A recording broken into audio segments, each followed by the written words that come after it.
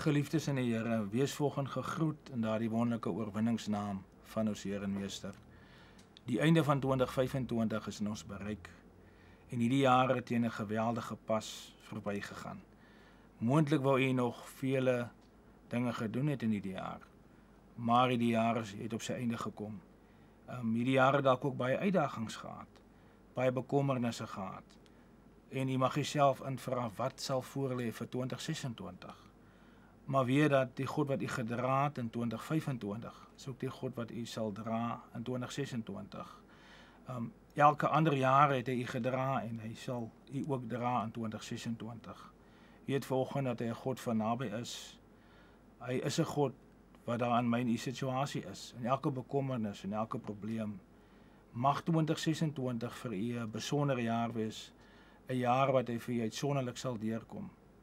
Die Here seën.